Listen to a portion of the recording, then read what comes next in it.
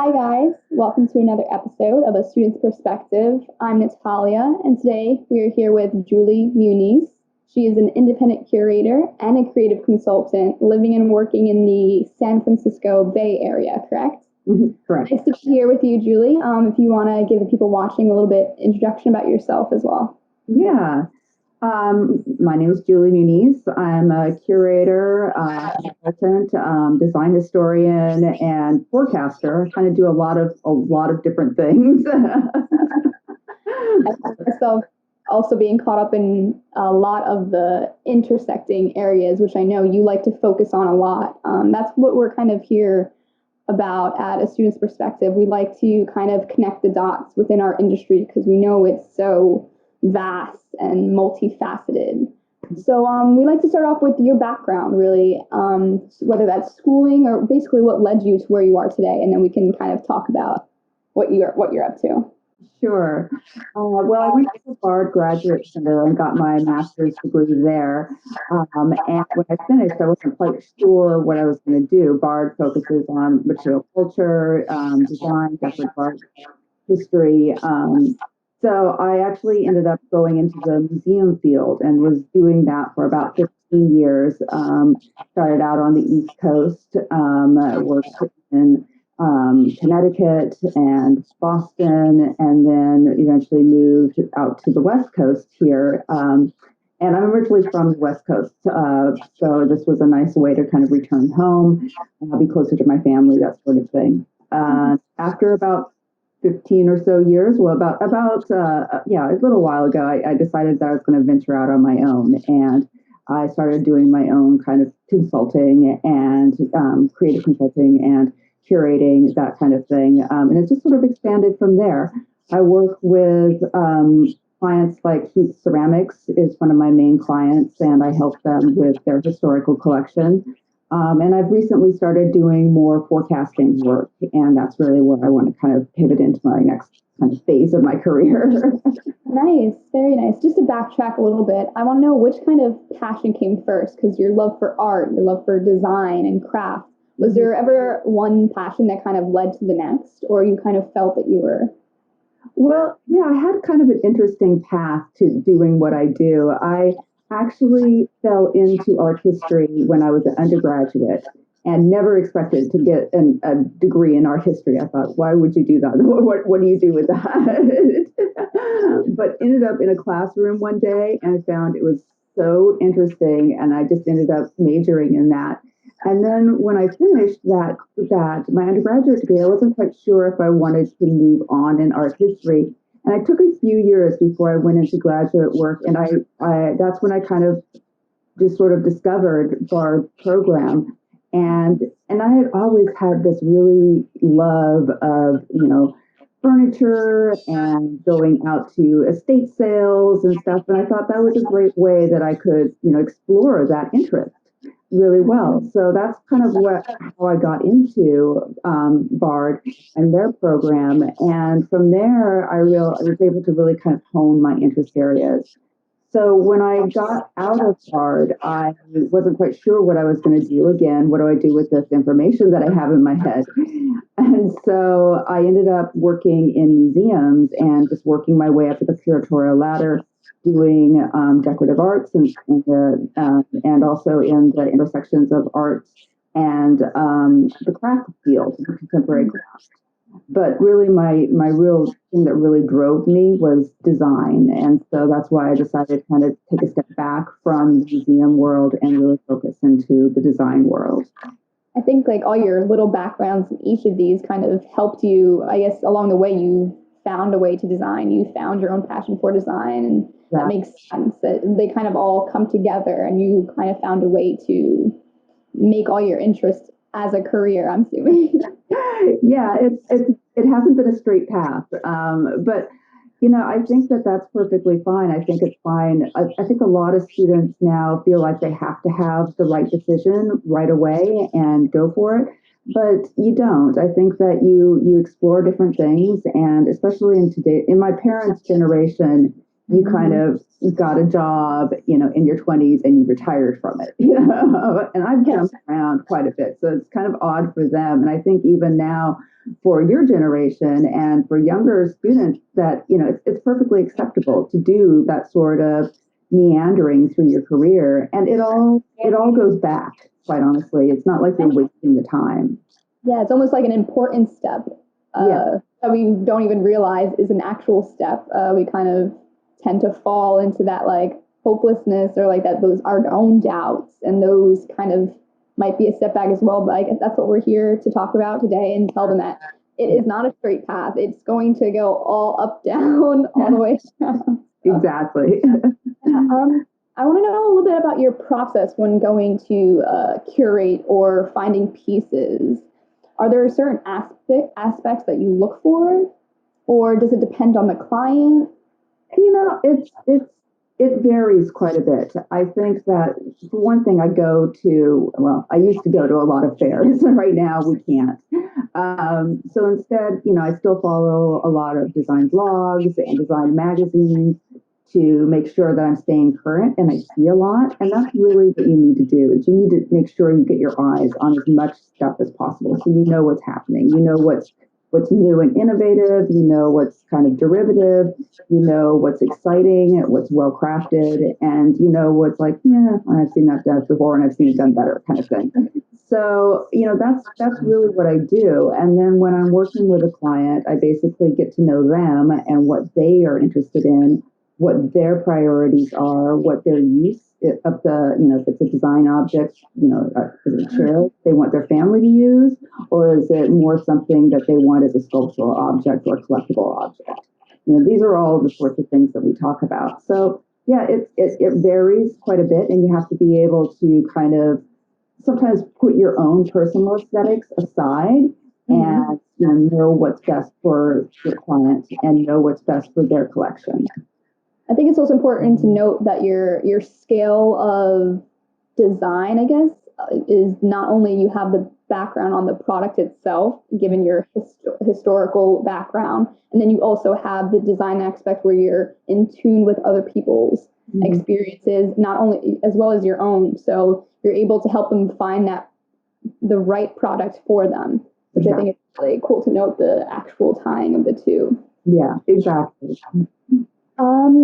Talk to me about Chair Aware. I know that is your Instagram handle, but I know you cover a range of products such as furniture and art pieces.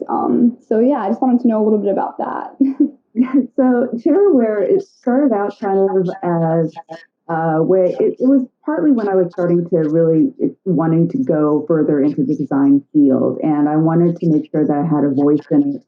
And it turned out, it's just sort of like, oh, I'll try this for a little while. And it turned out to be a great teaching tool for myself because it forced me to like, oh, I've got to create content. So I really got to see what's out there and I really got to stay abreast of what's going on. So it was really a wonderful way to kind of have a quick, immersive experience in the design world and the contemporary design world. I mean, of course, I have the history. And of course, I'd already been seeing a lot of stuff, but this really got me focused. And so I started out doing that, but now it's just sort of this labor of love that I have. And I've started doing, I do try to focus it on chairs and furniture and that sort of thing, but I do pivot every now and then to do the greater design world. I did a series last year of women designers, and so I did everything from, furniture to lighting to fashion, that sort of thing. Really focusing on women that work in design. I did that during Women's History Month last year, which seems like so long ago. All these months are still going by so long. I know. It's just time to take it all into perspective and see how fast we actually move. It's crazy to look back on them. Is there any field specifically that you want to eventually venture in, or something that you haven't quite dipped your toes into yet? Well, I for some reason I've always been drawn to furniture. I love furniture. I love looking at furniture design, and I love learning more about like designers and what they're doing and what they're coming up with, and also just their concepts about how we use furniture and how that's changing. And I guess, for me, I have focused less on lighting design, but that's a really exciting field. I'd really love to kind of dig into that a little bit more. Mhm. A lot going on with textiles these days too. And, I know some great textile historians that are doing some great work, kind of bringing more of that to life. A lot And of the sustainability of those, I think, those textiles. yeah, yeah, sustainability is really important, and I really support that. And I'm really excited when I learn about new products that are coming, new materials that are coming online that really focus on sustainability and regeneration, so that we're not just sustaining the planet currently, but we're trying to give back into the planet. So what's going to help the planet and heal itself? And I think that's great, again, to just not, I'm taking the chair aware, but just to be aware in general about all these things, keeping up to date. I think it's very important for all of us emerging, either just emerging into the field or still in the field. It's important to always be learning because, like we said, time is moving, whether it be fast or slow. So I think if we can slow it down by making ourselves aware of all these things, we'll be that much more equipped when I it know. presents Yeah. problems. Yeah, you always have to keep abreast because it does change very quickly. I live in the Silicon Valley area, so tech is here and tech moves very, very fast. And, I come out of the art world, which moves very, very slow. And the design world is kind of in between that. They respond a lot quicker than the art world does in the sense of the art kind of establishment. And they're able to work a lot faster and really kind of have that experimentation going on. So I really, really like that. Yeah, I didn't even take that into consideration when you said that they're kind of dealing with both sides, tech and art. Mm-hmm. They're that multifaceted field where we're trying to integrate the two, and they are on completely different levels. Yeah, exactly, exactly. I mean, the art world, certainly artists are able to respond to current events very quickly, but I mean, the art world establishment on how they accept sort of new thoughts and new things, they tend to be a lot slow. The museum world, very, very slow. And the design world is able to respond. And yes, they're able to incorporate the tech. They're capable of incorporating the art side of it. So it's really a nice merge of all of that. So I know that you work for not only public organizations but also private clients as well. I was just curious if you found any differences in those type of works. If there was one work maybe that you lean towards more than the other. I like working with the public organizations a lot more. I think that they are trying to preserve the history and they're thinking about, what's important in terms of our archives and what is going to be important for future researchers and historians, because I'm a historian at heart. I look to the future, but I'm really a historian at heart. So when I look out to the future, I'm going to looking at with kind of a historian's perspective, what's going to be important, what's going to last. And so I really like that part of it. Yeah, yeah. In order to, I think, fully go ahead in the right direction, we do need to learn from our past. We need to know our past. Exactly, exactly. And especially with so much going on right now, I've been doing a lot of work and thinking and talking to people about what is our future going to look like, and how is what we're going through going to change our society, and how, we've certainly gone through a lot of changes the last couple of months, but what's going to stick? I mean, the pandemic is not going to last forever.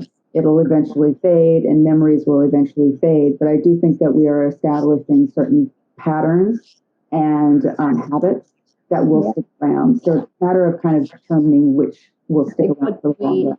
Yes, what do we do now with all of that we have? It's a very crucial pivot point where we can mold it basically into whatever we want or what we need. Exactly. So, no. What is your take on craftsmanship in general when it comes to a product, whether it makes or breaks it? I know has to do a lot in furniture design as well as just art in general. Yeah. Well, I mean, craftsman, it really does literally make or break it. I'm really, because I came out of a craft background in the museum world, so I really do look at craftsmanship. And it certainly at BGC's program, we looked at a lot of historical places. And, then you're looking at the well crafted, the high crafted stuff, and because that's what sticks around and that's what has the impact. So I'm really for high craftsmanship. I think that if an object is designed for use and it doesn't do that job very well, or it breaks after a few uses, then it's not well designed, and it doesn't serve its purpose. So, and plus, I just love well crafted objects. I think there's a certain beauty to quality craftsmanship, whether it's even just down to like a dovetail joint. There's a certain beauty when it becomes really well crafted and it works the way it's supposed to work, versus something that's just hammered together. Yeah, the simplicity of like the fine details. Exactly, exactly. Yeah, I had a top once that leaked. I mean, it was welded on the bottom so that it wasn't one form that was brought up, but it was like two with a separate bottom plate. And it looked nice, but when I put water in it, it leaked all over my stovetop. So what good is that? Wow. I took it back and bought a better one. But yeah, I mean, if it doesn't serve that, a teapot is supposed to just basically hold water. That's its main purpose. And a lot of times they say to not sacrifice the aesthetics for the use, but I think it's very important to find that in between balance. How can we make it look just as beautiful while serving its main actual purpose? Exactly. And I think that's the key to good design. And I don't think you need to sacrifice aesthetics for that. I mean, there's certainly plenty of examples out there that show you that you can have a beautiful object that serves its purpose, but that functions the way it's supposed to function. That's a pleasant experience to use. And so that's what I look for when I look at designed objects. Yeah, and that's what makes it that much more difficult, and I guess that So, much more better to appreciate once we actually see it come together. exactly, exactly. Appreciation for it is very important. When I know you help your clients and your collectors better understand their product because given your background, but then you also help them like protect their products and give for the future to make them last. Yeah. I was just wondering what were some of the insiders on how you like give them pointers on how to protect, or if that's like a certain curator insider information. It's not insider information, but it is, I come out of that museum background. And so in a museum world, you don't touch anything. So you need to find that balance point. Obviously if it's going to be an object that's going to be used, you can't tell people don't sit in that chair. But you need to also learn how to protect it. So it's easier with smaller objects, obviously, if it's like, plates or ceramics, because I work with these ceramics and their collection quite a bit. So when I'm working with their archival historic collection, I've, rehoused all of their objects so that they're in cellular compartments, so that we also live in earthquake zone here. So, if there is a good shake, they're not going to rattle against each other. When I take them out, I make sure that people are handling things correctly. They're give the object some support underneath, and two hands. They're not waving. I've had people like take it and like, oh yeah, look at this, like. So it is a little bit of like, okay, I got to relax my curatorial museum instinct of saying don't touch, but also make sure it's mostly informing people and just making sure that they're aware of, hey, it's up to you. If you want to use it and abuse it and enjoy it that way, if you get enjoyment out of it that way, that's great. But this is going to be the consequence of that. You may not have it as long. And if you want to invest in it and have it for something that you can hand down to your children or grandchildren, you can still enjoy it, but here are some of the precautions that you want to take. Yeah, for sure. I guess moving into the whole museum experience when going about like experiencing these paintings, these certain pieces in person, what can you say about now and kind of moving forward in today's world and where stuff like and places like museums might not be completely physical at one point and might turn into virtual? I was Mhm. wondering if there was any things that have been running through your mind about museum design and how people can experience these things while not actually being there. Yeah. Yeah, I think there's a lot of museums that have done some virtual experiences.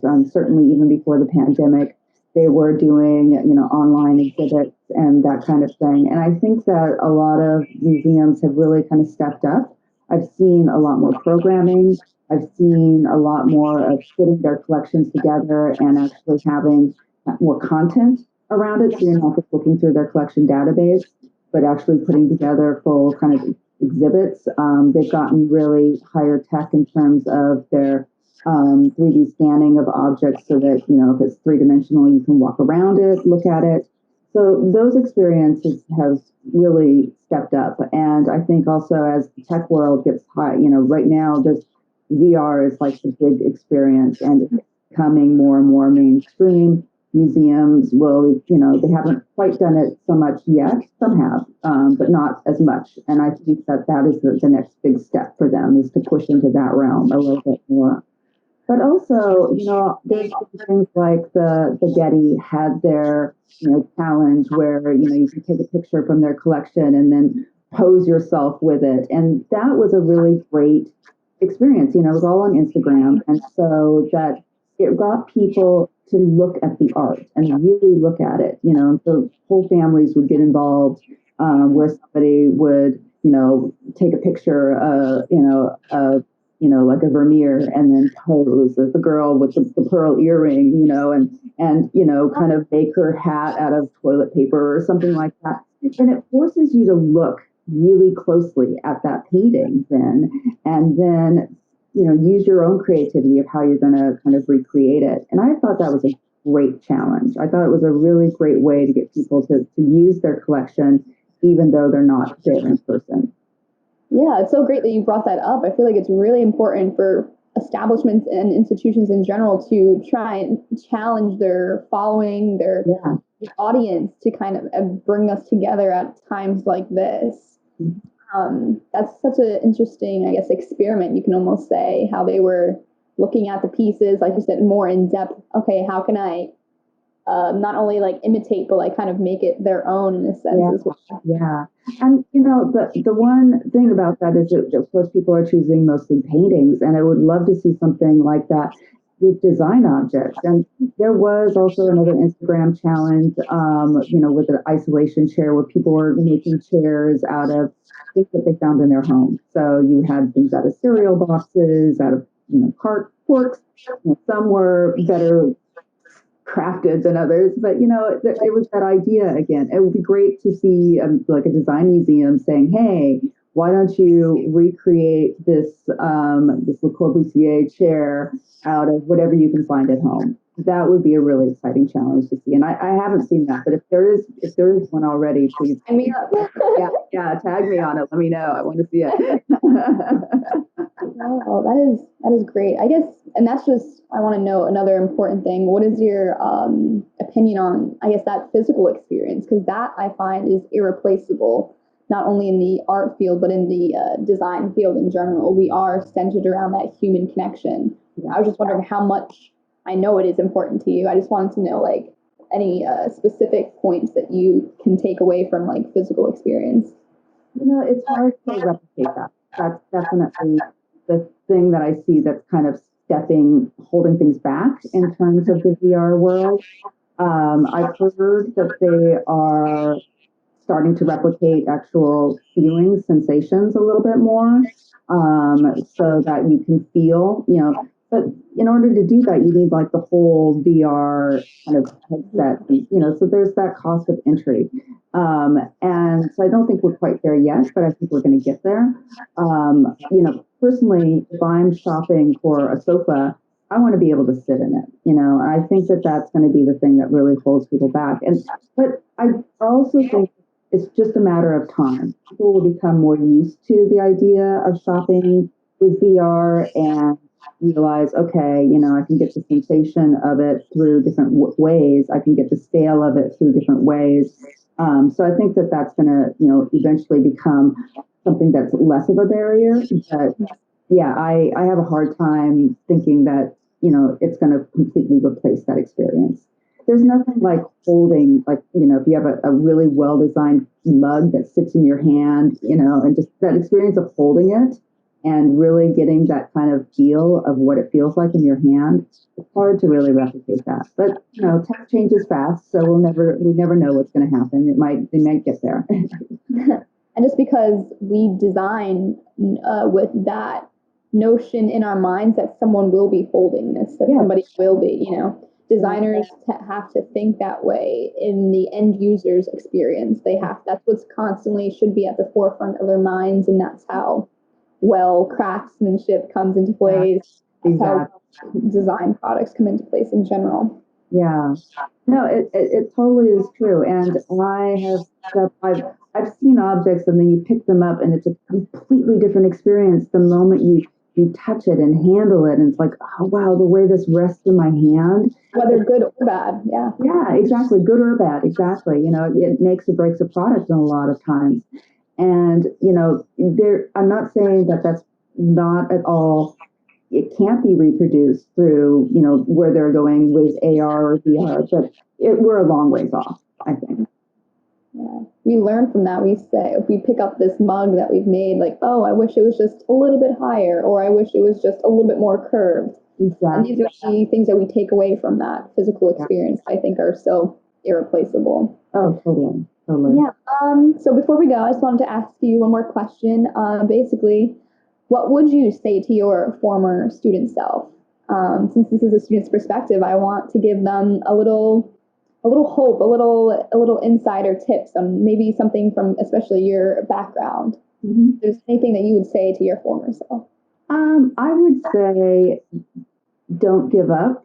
And it's okay. It's like what I was saying earlier. It's okay if you don't know what you're going to do just yet, or you don't know how this is going to fit into your career.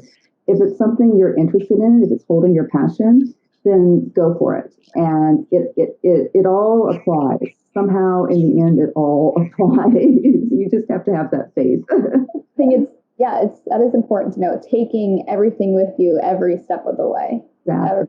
What you've learned 4 years from now, you might think it's not worthy of it now, but yes, it is. You have no idea. And we see that a lot in architecture school as well. Mm-hmm. We don't realize how important those foundation years are to us. Oh, yeah.